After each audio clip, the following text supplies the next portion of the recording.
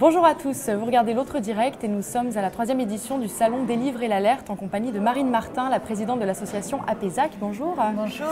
Alors en 2011, vous découvrez que le handicap de vos 2 enfants est lié à la prise de l'anti-épileptique Dépakine qui est commercialisé par Sanofi et que vous avez pris, qui vous a été prescrit pendant votre grossesse. Comment a été reçue votre alerte quand vous découvrez que le médicament est lié au handicap de vos enfants? D'abord, ça a été le choc et l'indignation. Et puis tout de suite, je me suis dit, mais c'est pas possible. Tous les jours, des enfants vont naître sous Dépakine et personne ne les informe, personne ne leur dit rien. Je ne peux pas rester là sans rien faire et me taire. Et donc, c'est à ce moment-là que j'ai décidé, dans un premier temps, de créer l'association APESAC pour informer les femmes du danger de ce médicament, puisqu'à ce moment-là, rien n'était indiqué dans la notice du médicament à destination des patientes. Donc j'ai créé l'association et puis tout de suite j'ai eu des premiers retours de famille. J'ai commencé à informer et compris aussi que la presse était un moyen essentiel pour toucher les autres familles dans le même cas que moi. Donc c'est comme ça que j'ai commencé petit à petit avec la presse locale dans ma région des Pyrénées-Orientales. Et puis en 2011, ça a été aussi une année un petit peu choc parce que c'est à ce moment-là qu'éclate le scandale du Mediator. Je vois Irène Frachon à la télévision, je me dis waouh, cette femme c'est formidable. Donc il est peut-être possible de demander justice, réparation auprès du laboratoire. Et c'est comme ça que je déciderai de choisir le même avocat qu'elle, maître Charles-Joseph Houdin, et que effectivement on commencera le combat judiciaire et puis que les autres familles finalement me suivront dans ce combat. Et on va réussir à obtenir un changement des conditions de prescription en 2013-2014. Et enfin, le scandale atteindra la presse nationale qu'en 2015. Donc il aura fallu patienter quand même quelques années avant que toute la France en entende parler. Et il y a combien de personnes qui sont concernées par la prise de Dépakine pendant la grossesse qui peut impacter du coup le fœtus? Alors le médicament est prescrit depuis 50 ans, depuis 1967, donc ça fait vraiment extrêmement longtemps. Et l'épilepsie et la bipolarité, qui sont les 2 maladies pour lesquelles ce médicament est prescrit, sont des maladies extrêmement répandues. Donc potentiellement, on est un marché gigantesque.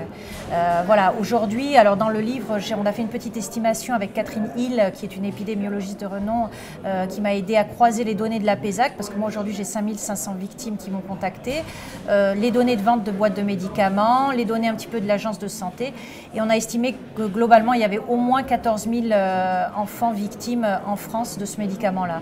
Donc c'est des chiffres assez gigantesques. Donc là, vous parlez de votre livre que vous avez publié et qui est préfacé par Irène Frachon. Ça a changé quoi, l'écriture de ce livre pour vous? Ça m'a permis un peu de remettre les choses dans leur contexte parce que souvent dans la presse, on me faisait venir sur les plateaux uniquement comme témoignage de maman de victime. Et j'étais souvent un petit peu frustrée parce que c'est vrai que j'avais sacrifié toute ma vie professionnelle pour être justement souvent sur Paris, pour aller au rendez-vous au ministère, à l'agence. Et donc pour moi, ça avait impliqué quand même un grand bouleversement. Et ce livre m'a permis de réexpliquer les choses, comment effectivement tout d'un coup l'agence de santé s'est mise à modifier les notices, pourquoi Madame la ministre Marisol Touraine a fait une enquête générale des affaires sociales, l'enquête de l'IGAS sur la Dépakine. Voilà, et donc j'ai remis les choses un petit peu dans le contexte. Ça m'a fait du bien, ça c'est sûr. Et qu'est-ce qui a changé aujourd'hui par rapport à la Dépakine? Aujourd'hui, heureusement, on a quand même la Dépakine reste moins prescrite. Les femmes sont mieux informées. Souvent, les femmes disent qu'elles ont été informées par la presse, mais pas forcément par leur médecin. Et justement, dernièrement, il y a eu des études qui sont sorties et on s'aperçoit que les médecins ne respectent pas les nouvelles conditions de prescription et continuent quand même de le donner à des femmes enceintes. Et ça, c'est criminel. Donc, il reste encore un énorme travail d'information à faire sur la Dépakine, mais aussi sur tous les autres médicaments qui lui ressemblent, les antiépileptiques, parce qu'en fait, les femmes pensent que si elles prennent ce médicament-là, il n'y a pas de danger pour leur fœtus. Or, c'est pas vrai. Donc, j'étais encore il y a 3 jours avec Madame Agnès Buzyn, Madame la ministre, pour parler de toute cette problématique-là.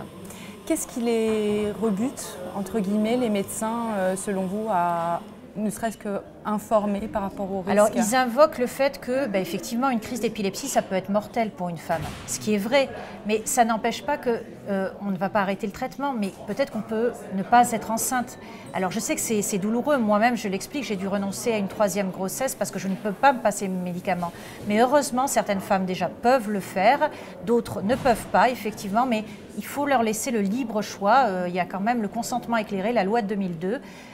Moi, si j'avais su, je n'aurais pas eu d'enfant parce que je ne peux pas me passer de traitement, mais j'aurais peut-être pu adopter. Voilà, il y a d'autres solutions. Et la réaction du laboratoire aujourd'hui, Sanofi, parce que vous... Alors aujourd'hui, ils se sentent absolument pas concernés. Leur défense, c'est de dire ah, c'est pas de ma faute, c'est de la faute de l'agence, parce que l'agence du médicament m'a donné l'autorisation de commercialisation. Comme je le dis dans le Dieselgate, on ne dit pas c'est la faute de l'État allemand parce qu'il a donné l'autorisation de commercialiser des Volkswagen, des voitures. Donc non, ça ne tient pas.